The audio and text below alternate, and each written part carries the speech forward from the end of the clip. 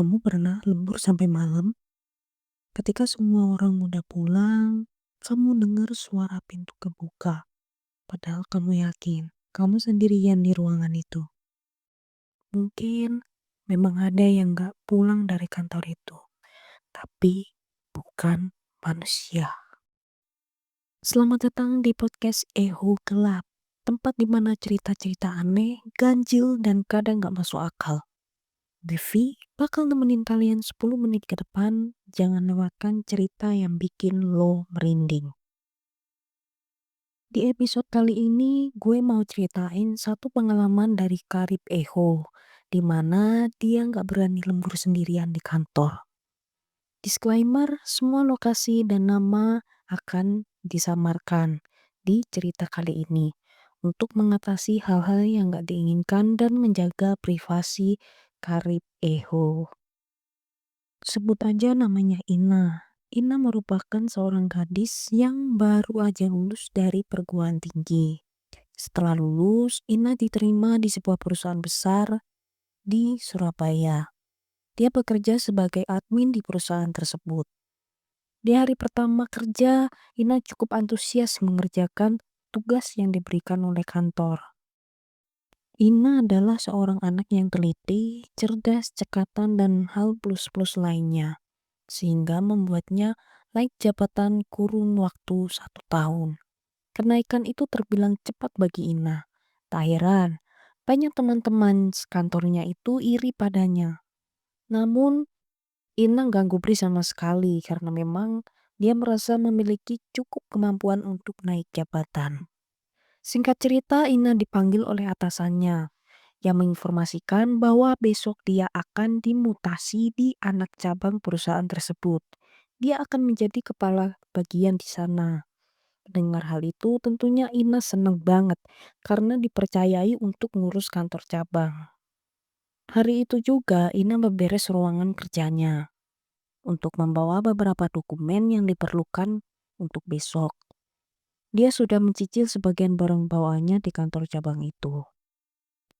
Singkat cerita, keesokannya Ina sampai di lokasi kantor cabang itu, di mana letak kantor cabang itu di sebuah gedung tua bekas penjajahan Belanda. Gedungnya itu masih terbilang bagus dan kokoh. Tapi yang namanya gedung tua, ya gitulah, sebagus-bagusnya gedung tua tuh kayak gimana. Kantor Ina ini berada di lantai 10, di mana gedung tersebut terdiri dari 30 lantai. Di depan terdapat lobi yang dapat hubungin kantor-kantor di sana. Di depan Ina disambut oleh 2 orang satpam. Mbak pegawai baru ya di gedung ini. Saya ingetin loh ya mbak, jangan lembur sampai jam 7 malam. Serius ini. Ina yang gak percaya dengan omongan satpam itu gak gubris sama sekali. Ia melengos jalan aja menuju ke sebuah lift naik ke lantai 10. Singkat cerita, pintu lift itu terbuka. Di situ tampak sekali lorong-lorong yang panjang banget, di mana di kanan kiri itu banyak sekali kantor-kantor dan karyawan-karyawan yang bekerja di sana. Kebetulan juga kantor Ina itu di ujung lorong itu. Tampak di sana sudah ada karyawan-karyawan lain yang sudah mulai bekerja. Di kantor cabang itu Ina punya ruangan sendiri, jadi dia nggak gabung dengan karyawan lain. Ina langsung bekerja seperti biasa, hingga nggak berasa hari itu menjelang sore. Salah satu bawahannya mengetuk pintu untuk mengajak Ina segera keluar dari gedung itu. Tapi saat itu Ina menolak karena ada pekerjaan yang harus ia selesaikan saat itu juga. Nggak berasa waktu berlalu begitu cepat. Jam di monitor nunjukin pukul 8 malam. Seketika Ina teringat dengan omongan satpam pagi tadi. Alhasil Ina membereskan mejanya yang berantakan dan bergegas keluar dari ruangannya. Lampu ruangan Ina tidak lupa dimatikan. Ina berjalan melewati bangku-bangku yang sudah kosong karena memang hanya dia sendiri yang lembur di hari itu. Tak lama dia jalan, tiba-tiba dia dengar lampu ruangannya itu menyala. Klik, Ina inget banget kalau dia udah matiin lampu itu. Tanpa pikir panjang, dia berbalik badan dan matiin lagi lampu ruangannya. Namun lampu ruangan itu nyala lagi. Ina masih berpikir positif. Mungkin ada yang konslet. Dan besok dia berencana akan manggil teknisi buat betulin lampu ruangannya. Singkat cerita, Ina berjalan melewati lorong-lorong yang sudah mulai gelap. Di mana ruang-ruangan tadi yang dipenuhi oleh pegawai sekarang gelap dan sepi. Mereka semua keluar dari ruangan pukul 5 sore tadi. Alhasil, Ina ini berjalan cepat dan masuk ke lift. Singkat cerita, dia sampai di lantai bawah di lobi. Ina hanya melihat dua orang satpam yang berbeda sedang berada di pos tersebut. Dua satpam itu hanya memperhatikan Ina terheran-heran. Jadi, satpam itu terbagi dari dua shift pagi dan shift malam. Nah, Ina bertemu dengan satpam yang berjaga di shift malam. Singkat cerita, keesokan harinya Ina harus lembur lagi. Karena memang ada banyak banget tugas dari kantor pusat yang harus lembur di hari itu juga. Ina juga udah manggil teknisi untuk meriksa lampu di ruangannya. Tapi nggak ada yang konslet sedikit pun. Di jam yang sama, yaitu pukul 8 malam, Ina bergegas mematikan layar monitornya. Namun, saat dia memencet tombol shutdown, dia tiba-tiba dapat surel di layar monitor itu. Akhirnya Ina membuka surel itu dari anonim yang bertuliskan, "Aku ada di lemari." Tak lama setelah mendapatkan surat itu, Ina mendengar suara ketukan dari balik lemari itu. Di situ Ina hanya diem mematung, keringetnya itu bercucuran. Segera Ina mematikan layar monitor itu.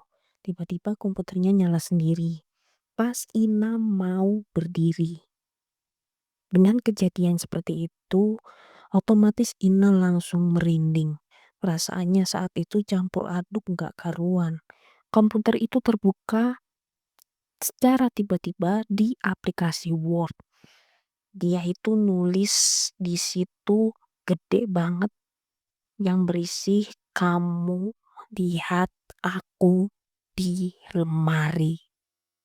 Tanpa pikir panjang, Ina lari sekenceng-kencengnya ninggalin ruangan itu.